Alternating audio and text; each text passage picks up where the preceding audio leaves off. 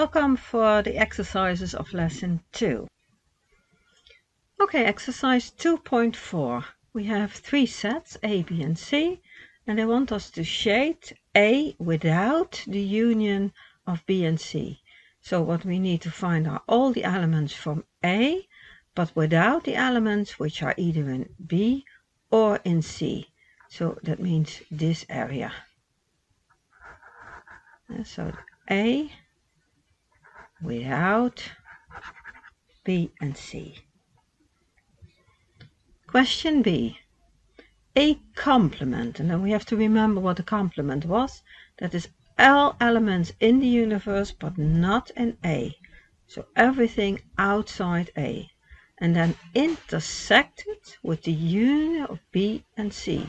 So everything which is outside A, but inside union of C and B. So that would give us this part. The last question, the complement of A again, but then intersected with C without B. So everything outside A, but then intersected with C, but only those elements of C which are not in B. So only this bottom part, so all the elements which are in B are not allowed in. So this is this part. 5, we have a universe given with the elements 1 until and including 9, and we have 3 sets. Okay, first question is find the complement set of A. So that would give us everything in the universe but not in A. Well, 1 is in the universe but also in A, so that goes. 2 is in the universe but also in A, so that goes. So what we have is 3, because that's in the universe but not inside A. 4, 5 and 6 are in A again, and then we have 7, 8, 9. So A complement is 3, 4, 7, 8, 9. Question B. A united with B without intersection. Okay, let's just look at it. So what is A united with B? And that's the set 1, 2, 5, 6, 7. So complete set A and then filled up with the elements from B. And in this case that's only the element 7 because 2 and 5 are already in A. And if we then look at intersection, that would give us 2 and 5. Those are the elements in the intersection. Then the total answer, A united with B without the intersection, that would give us 1, 6 and 7. For question C, we have to look at the symmetric difference between A and C and then exclude the elements from B. So let's first look at the symmetric difference from A and C. And remember that is thus just a union, but only the elements which are in A or in C but not in both are included in the symmetric difference. So that would give us the element, let's look, in element 1, A we have 1, and that one is also in C. It's not allowed. We have element 2, that's not in C, so 2 goes. 5, it's in C, so not allowed. 6, it's not in C. Then we have to look at the elements from C, which are not in A. So 1 is in A, 3, that's not in A. 5 is in A, 7 is not in A, and 9 is not in A. So symmetric difference contains these 5 elements. And then I have to throw out the elements which are in B. The difference with the elements from B. So let's give it a go. 2 is in the symmetric difference but also in B's. Goes. 6, that is in the symmetric difference but not in B. So it's allowed to stay. 3 is allowed to stay. 7 goes. And 9 is allowed to stay again. So this would be our answer. And if you like an nice ordering, then you could also rewrite it as 3, 6, 9. But remember, in sets, ordering is not important at all. And 2.6. We have a history class, and the history class contains of 8 male students and 6 female students. So how many ways can we choose from this total number of students a class representative? Okay, we have 14 students and we can choose any one of them. So the choice is 14. 14 students, 14 choices. Okay, but now the second question, we need to have 2 representatives, and they want to have 1 male and 1 female. And now we have a lot more options, because let's start with choosing a male. Then I have 8 choices. But after I've made that choice, then I still can choose a female one. So for all those 8 choices, I have 6 choices to combine it with a female student. So in total we have 6 times 8, which is 48 ways to choose a male and a female representative. Then last one, I have to choose 1 president and 1 vice president. And now again I can choose a male president and a female vice president, or vice versa, or 2 males, 2 females, we don't care. So then first I choose a president, and I have 14 options.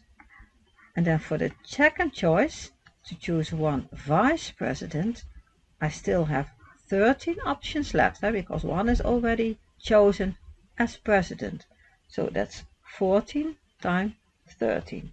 Then we go to the last question of sets, to 10. So we have 4 sets, 1 universe and 3 sets. What is B complement? Those are those elements in the universe which are not in B. So that's 1, 3, 4 is in B, so that's not working. 5, 6, 7, and 10. For question B, we have to look at the union of C without A united with B without C. Let's check C without A. So that would give us C is 1. Well, that's also an A. We can't do that one. 3, that's not an A, so that's good. 5, which is not an A. And 8 again is an A. So C without A is 3 and 5. Then B without C. So element 2 stays. Element 4 stays. 8 goes. And 9 stays. And then the combination would give us 2, 3, 4, 5, and 9. Great. Last question. Which of the sets A, B, C, and U are subsets of each other? Well, of course, because U is the universe, then all sets are subsets of U. So that's quite straightforward. And they're all proper subsets, because U is larger than all other sets. Okay, then are there other subsets of each other? So A and B, no, that doesn't work. Because, for instance, 6 is part of A, but not part of B. And you can check for yourself that all the others are not subset of each other as well. So only subsets we have are A, B, and C of the complete universe. Then let's go to the logic part. To question 211. So simplify by using the logical laws. And as you know, you can have the logical laws on a piece of paper during the exam. We will even give it to you. Let's have a look at A. So it's a union P or, and then an intersection of not Q and P. And that part is done. And separate part P and not Q. And then a wise thing to do is just look at it for a minute and try to recognize something.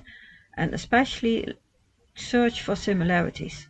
And then hopefully you see that we have a P here and a P there. And if we have a P united with something else which is intersected with that P, then we can use the absorption law. And absorption law tells us then that what is left is this P itself. So this complete first part is changed into P.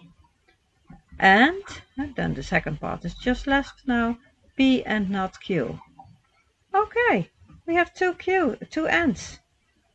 Similarity looking again. So if we have two ends, we can use associative law. Because it doesn't matter in what order we're doing it. So that would give us P and not Q. Okay. P and P. That'll give us the idempotent law. P and P is equivalent with P and not Q. We can't simplify anymore because this is two basic propositions. So A is P and not Q. Exercise 211b. Okay, let's have a look at this question. So we need to simplify again, and we have a P or Q and P and not Q, and a lot of brackets. But hopefully you recognize that it's on two parts, divided into two parts. This left part and this right part. If we start with the right part first, then we would do, of course, De Morgan first. So let's do that. De Morgan. And then the first part just stays as it is. So P or Q and P. Mind that you keep all the brackets in order. And then we'll apply De Morgan. So that will give us not P. The and switches into an or. Not Q, which will become Q. Okay. Then we have to look at it again. Let's concentrate on the left part. P or Q and P. And hopefully you recognize here a law which we used also in A, the absorption law. If we apply the absorption law to the left part, P or Q and P, that changes into P. Great, that simplifies things a lot. And then we still have not, and then not P or Q. Okay, if we now look at this one and we look for similarities, then we have a P and a not P, but we have a conjunction and a disjunction, so we need to use distribution law. So let's do that. Distribution law. So that will give us P and not P, mind the brackets, or P and Q. Great. Oh, now we are getting somewhere, because P and not P will go away. P and not P is identical with false, or P and Q. Well, false or something, yeah, then we're only left with that something. That'll give us P and Q. And this law is called the complement law. And the last one we used was the identity law.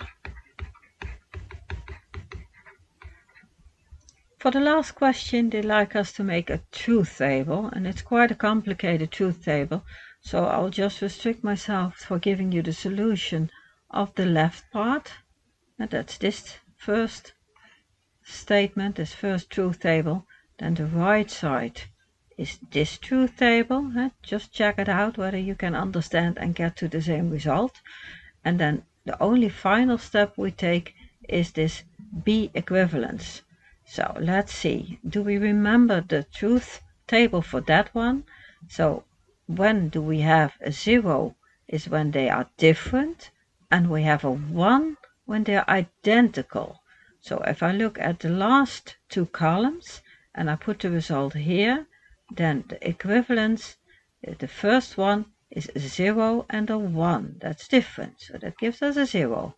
Second one gives us a 1 and a 0. That's different, 0. Third one, 0, 0.